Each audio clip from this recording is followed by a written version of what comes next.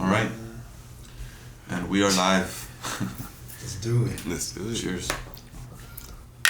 First off, I want to say thank you, Josh, for the drinks, the hospitality, and the invitation. And Scotty, thank you for the chill vibes and keeping it real. Oh, man. We really appreciate you letting us be on here, too. Of course. Yeah, Sincerely, yeah. We were having some great conversation that it had to be recorded, you know? Yeah. Like, what's done is done. Fair enough. So, I mean, it was like like I said, I always bring my stuff and, you know, I never record, and I'm glad that we're finally doing this. Yeah, this is awesome. Yeah, I feel like today's been a crazy day. Yeah, it has been. A very interesting day. But, you know, first off, it's Randall, you know? Yeah, to Randall. Salute to Randall. To Randall. Man, he's going to live through us. Through our memory.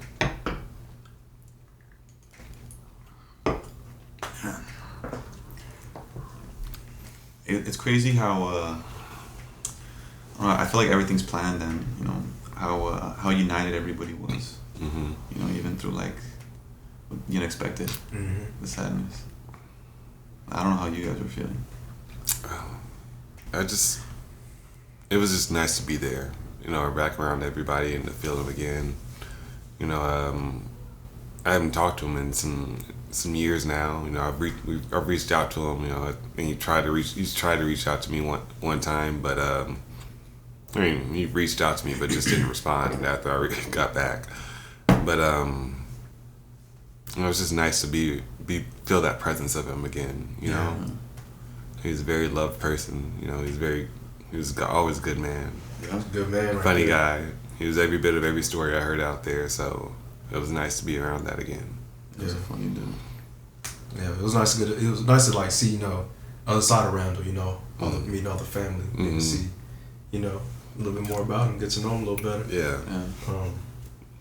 Yeah, damn good man right there. Yeah, and then when you kind of see like their past or their history or their earlier chapters, you can kind of put together the person he was. Mm-hmm. Exactly.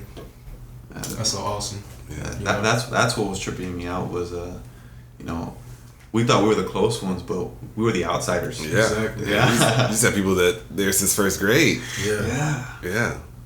Yeah. So like to think you know somebody, you know.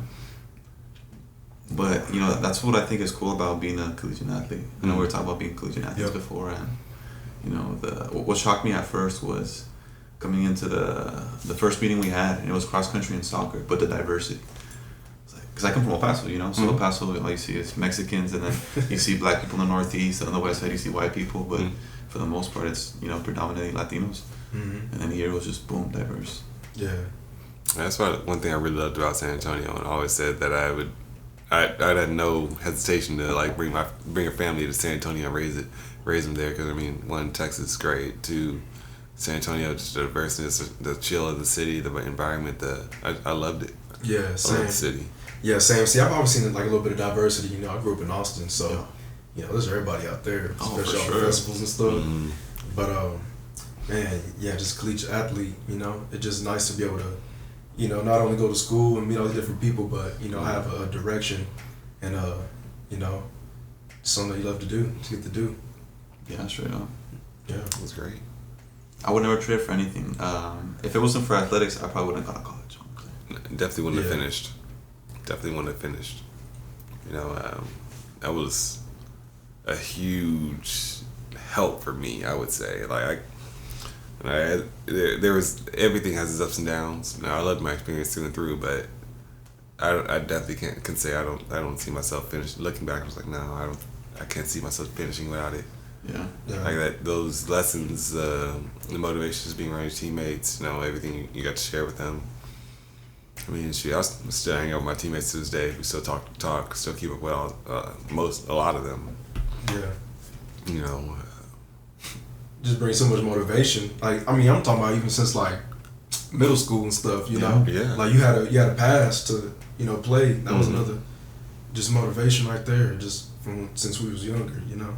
Yeah. Just a blessing that we were, you know, able to play sports, and 'cause, man, all that structure too. Like that's so positive. You know. Yeah, I mean, I definitely use it.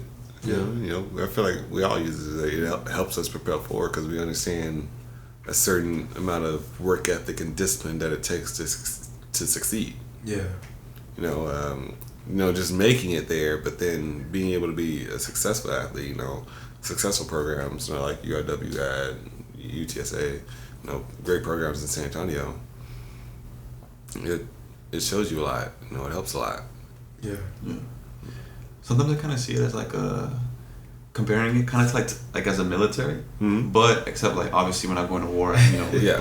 I mean, in a way. In a way, we are going to war, but like through the athletic, perspective, and I don't know.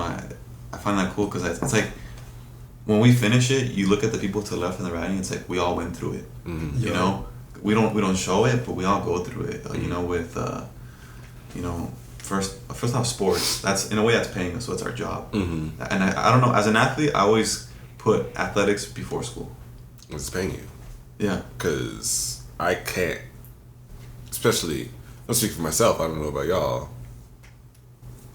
but I can't afford this without my scholarship. Yeah. So if my scholarship falls, I can't do this anyways. I need to put the effort in here. Yeah. Just as much as I need to, if I lose one, I'm going to lose the other. There's no ifs, ands, and buts about that. Yeah. See, I had a different experience. I was walking on, so I was still working on the side too. Mm-hmm. So you work hard. I remember. Yeah, that was quite the experience. You're a fun person to coach. Yeah, it was fun. Good times. But I just love being competitive.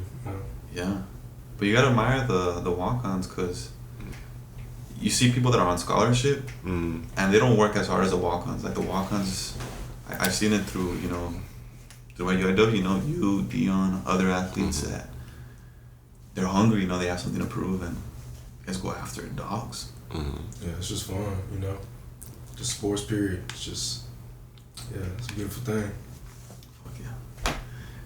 It also felt like you had like a little chip off your old block, when you wear the gear. I don't know, I felt pretty cool wearing the gear, the shoes, everything. It's strange because I always thought that I was a pretty quiet person at UTSA, and then like nowadays, just seeing, I knew I was known from the track team, but like, no people remember me. Like, that's Josh, yeah, Josh, I know you went to track team and everything. I'm like, yeah. Oh, you you know my name. We haven't spoke.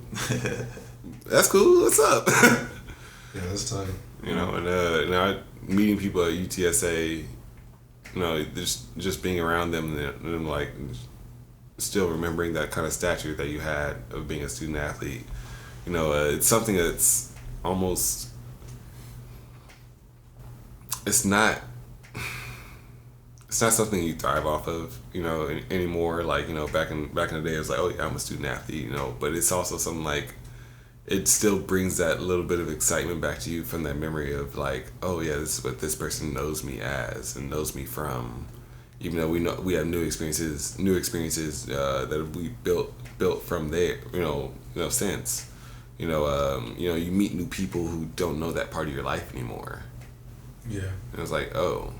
I go to work now and I was like, I hear people talking about like how great they were in sports, and I was like, oh yeah, what you do? And it's like, oh yeah, I play AAU basketball, things like that. And I'm like, oh, that's cool. And like, I qualified for the Olympic trials. Good talk. Like, no, it's just not the same. You can't have the same conversations with the same people. Yeah. It's not a conceited thing. Like, we couldn't do that back in college. Like, rec sports. Now I've seen people kill it on rec sports. Yeah. You're like, man, that man is moving. That is actual speed. You can't tell me that man's moving.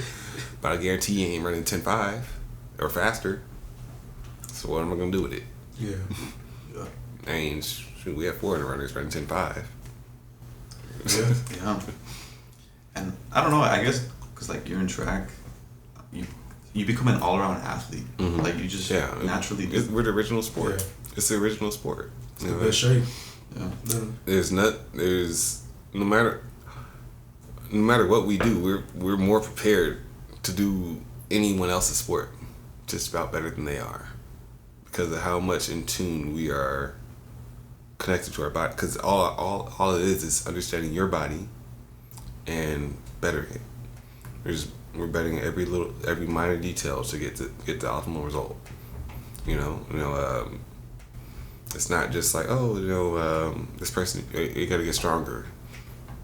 No, I need you to put more force through the ground.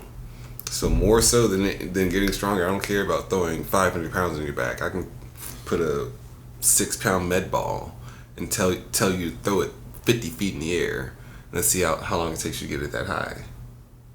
That's power, and being able to produce, work with athletes, and especially when you get to the Division I level. I will say that is a difference. I coached at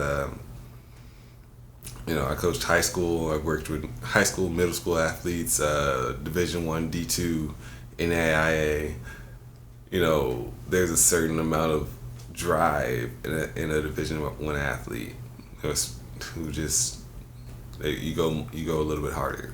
I will say it's not even something that another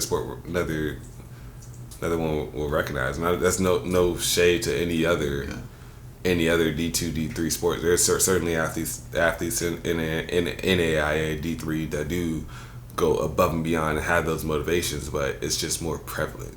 It's not like something you see. 1 every 10 athletes. It may be 5 every 10 athletes. 6 every 10 athletes, and that's even more. And then you have those even more special ones. I honestly can say like Clint Cole, Walkons coach in Florida. Most winning has the most winning in his history and out of all coaches. Period. D3.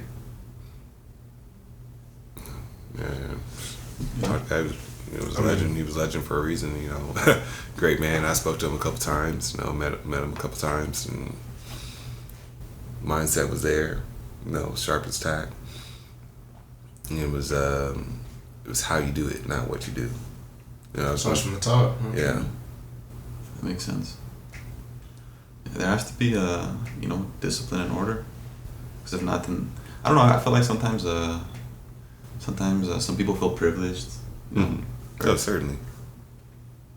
And when you see that, it kind of like throws off the system in a way, Mm-hmm. It's comes kind of cancer. So I remember, I told y'all earlier when I left UIW and went to UNT. That year, we were between the exchange of quit, kicked off, removed, whatever. 30 kids off the team.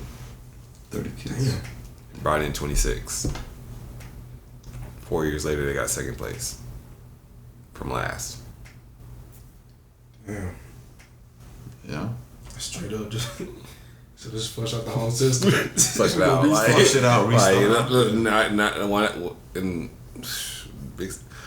My most repeated phrase is, "These bunch of bitches." I love the kids, but they weren't people that were. I loved you as individuals. Like, you didn't deserve this opportunity. I heard this one time and it was so interesting. So, it was regarding business, but I've always heard this quote. It says, "If it's gonna fail, let it fail fast." Mm-hmm. So, damn, if it's gonna fail, let it fail fast. I like that. Don't waste your time. Don't waste my time. Don't waste your time. Like, let me run this to the ground. All right, let me get to the next thing. I like that. That's a powerful. I like that. When I heard that, I was like, "Oh shit, okay." Yeah, that's true. So don't waste your time. Yeah. And it kind of goes back to, we're always gonna fail more than we win, I believe. Mm-hmm. But there's just times where it's just not your cup of tea. Yeah. Like, I'm pretty sure if I played some golf, I would suck ass. All right, I'm not trying out for golf. I know I suck at golf. I suck at basketball. I had no business on the court. Man, I bought a minute. You can't. Shit. I don't know. Yeah, I mean, soccer's my favorite sport in the world. Are you guys watching the Euro Cup? I don't watch I've sports. been watching. Oh my god. Tell you what, it could be a distraction. You know, definitely if you watch sports all day, or I mean all the time. I don't know. I watch TV all. I to watch something real on TV is just weird to me. Yeah, I have to be outside and playing the sport. Like if I could watch a sporting event in person, but also I don't care to watch a sporting event in person. I don't very much care for sports as an absence of reality. You know, as an escape. It's entertainment at the end of the day. It is. Yeah. Yes, I'm a coach, personal training, all that. Yeah, that's science. That's fun. Manipulating the body. You know, getting someone like Randall, who's knock-kneed, pigeon-toed, bow-legged, all that, to lift his leg straight up over a hurdle. That's fun. That was very interesting. You know, that's fucking crazy how our bodies how we can make it become so aligned and in tuned. You know, I'm 25 years old and I feel like I'm getting there, but I'm still not there. But I'm getting closer and closer. And it's weird because you as I got older, it kept coming. Y'all 25.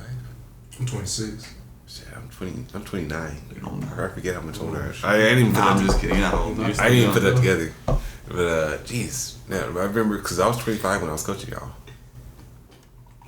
Damn. No. Yeah. No way. You were younger. No. Much younger. Because I was 18 when you were 25. Now I'm 25, so put 7. So I was 20. 22, 29 minus 7, 22, 23.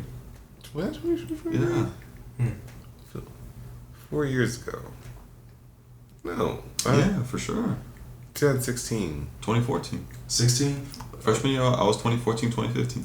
That was your first year. You're right. Because I'm thinking of... The genius. So I did 14, 15, and then 15, 16. Yeah. I keep saying 16 like it was my first season. No, it was definitely 2014. Yeah, but no, you're. I know when I need water. You know. Yeah. It's weird. Like my conscience kind of tells me now too. It's like, yo, you need to drink some water. Mm-hmm. Like it's weird. It's all that repetition. Yeah, the repetition, straight up. Like I drink so much water that I could drink like 6 bottles of water and I'm still dehydrated. 32 ounces. I go at least 4 of these a day. 4 of these a day. Yeah, I drink a shitload of water. Yeah, me too. And you sweat more. I still sweat more. Like, you know, you train, you know, repetitively so efficiently, your body's starts burning at a more efficient level and you start sweating more. Mm-hmm. I still haven't stopped sweating so profusely. Man, y'all saw me today. yeah. Like I'm dripping and drowning. I was like, man, I just stepped out the car. I was just cold. Dripping and drowning. I just opened up the damn door. Oh man, dude, it was hot. Man, it was really hot today. Yeah, it was. And you know, it's crazy because this is not shit compared to the Middle East. Yeah. Oh yeah. And that's like 120s. Yeah. Phoenix right now is in the 120s, bro. Yeah, Phoenix is in the 120s. But then at night though, it gets chilly. It does get chilly. Not chilly Not enough. at Phoenix though. Not at Phoenix. It's not chilly enough. That shit's fuck. Yeah. I will get used to it, you know. But this humidity, I feel like it make it feel worse. Yeah, and I do love Texas, but this weather. Where else would you go? I need to travel, man. I really need to travel. And that's what I keep telling myself. Like, I need to travel because I haven't been at the places that I would like to live outside California, but I can't afford it. San Diego. But unless I can afford to live the way I want to live in California, I wouldn't do it. But it's like I haven't found another place that's better that Texas I is will the live. And I talk shit about Texas religiously. And I'm gonna keep talking shit about Texas religiously. What's wrong with Texas? Texas. And white people love it, just don't like it. Man, Texas, we got everything we need. We have so much land, it's ridiculous. I feel like we have the best So food. much space. You think they put a lot of steroids in our food here in Texas? Yeah. Because we produce monsters. Like, we are producing monster athletes. Not more in Florida, but like Texas, they Florida. chase rabbits, so that's different. Yeah, the the whole South. All right. Cali. I don't know if earlier we were talking about food, right? Like how in Germany, like the food is so clean. Mm-hmm. Do you think because the way we put steroids in our food, obviously we put steroids in our food, that's helped us like just kill everybody in the Olympics? No. Because it's like if you think about it, it's a natural steroid. It won't come up on drug tests. And if you see like how 13-year-olds are developing so fast, it's ridiculous. You said 17-year-old in the 200? Yeah. Running what? 1988. Qualified for the Olympics. 17-year-old. That fool's definitely eating some Wheaties. Yeah. Yeah, that's moving. Dude, have you ever looked at the ingredients on like, for instance, a Whataburger burger? Like how much the value? I don't like want to the do nutritional facts? that. I don't want to do that. I finally did it. It's like 51 grams of protein, but like 1,000 grams of sodium. Straight salt, huh? Yeah, it's so much. So like high in everything, high in fat. That kind of sounds good right now, though. Oh, I would eat it right now. I'll probably eat it. I will probably eat it tonight. I was supposed to eat it yesterday, but I didn't. It's supposed to. Yeah. Yesterday was supposed to be my cheat meal, but I ended up getting a cooked prepped meal for my friends. So it worked out. Lucky you. Yeah. Even better. Even better, a prepped meal, natural, cooked from home. Man, but you do have a good point though on that, on all the steroids in the food. Yeah. Man, that's interesting. I wonder if there's any research that's done on that. I'm sure there is. I'm sure. You're gonna kill me. I just fucked up. Government's gonna text you. Hey, cut the cord. You know too much. You know too much. But I mean, think about it.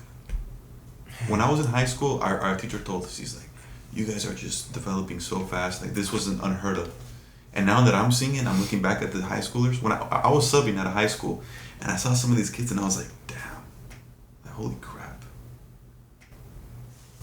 I'm sure it affects us in some way. It has to.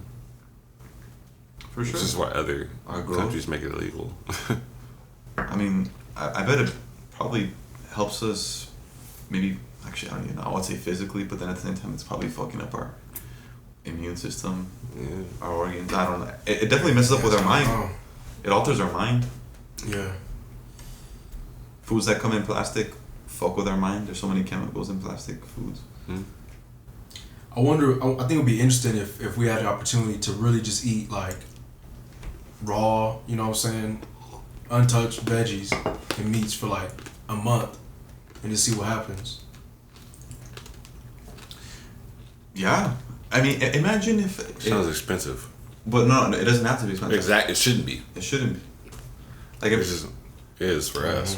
Like imagine if, like let's say this apartment complex, you do something like with all the neighbors where these neighbors grow this, these neighbors grow that, and you end up like, having your own like community shopping. Like that's how it all starts if you think about it. You have some chickens and when you guys want to kill them, just chop them up. Yeah, some you're chicken. a butcher in the community. Yeah, a cow. Have a cow here in the apartment complex. Feed burgers for everybody. Wonder how illegal that is. Maybe not the gardening though. People could trade for free. We could literally neighbors. You could live like that whole dog park. They could block that off and we could start planting, and just they could say, "Oh, here's the tools. We're gonna leave this on y'all, and we could do it." We can. You know what I think kind of fucks us up in our society is that we focus so much on our work. We focus so much on work, and that's time right there. I haven't watched This Is Us. Right now, lately I've been watching. I always watch South Park. Because South Park is so fucking realistic sometimes. Sometimes. It's funny, but it's fucking hilarious. It's so entertaining, but sometimes there's some true shit. I'm getting Whataburger tonight. What you gonna get? Double meat, double cheese. No. No pickles. Jalapenos. No pickles. I might get jalapenos just because you said that. Did they grill them? You can. I'm gonna grill the jalapenos. It's just good. I was gonna say the sweet and spicy just got bacon already in there. Barbecue sauce. I never had that one. It's delicious. And then I'm gonna put jalapenos, grilled jalapenos. Yeah, see, I get the honey barbecue chicken strip sandwich too with the jalapenos. Whoa. That's intense, brother. I see why you're talking about fat ass. Oh, man. That shit bad. Ooh. Hey, man. Hey, real quick, the buffalo or the barbecue for like Waterbury? Barbecue. Yeah, I say barbecue. I'm gonna go buffalo. I love the buffalo chicken strip sandwich. That shit is fire. I actually never had the buffalo, so I can't even say. I don't do buffalo anywhere as well, so I might be. We're both biased, actually. Yeah. Very biased. Like buffalo sauce. Like when we talking about dipping. No, they have a buffalo chicken strip sandwich. I love buffalo sauce. I prefer buffalo sauce over barbecue sauce. I say barbecue. I don't like heat. Fucking love barbecue. I think they show my fries. I like barbecue ribs. I feel like Texas places make heat for heat. Like I want heat for flavor. Like if you can make your heat flavorful, I like that. Yeah. Like a place I go to right around the corner. I went to yesterday. Nashville's Tennessee hot chicken. Oh, that sounds good. They dip the chicken in the. I don't know what the fuck they do, but that shit is good. That shit is good. I smack that hoe every time.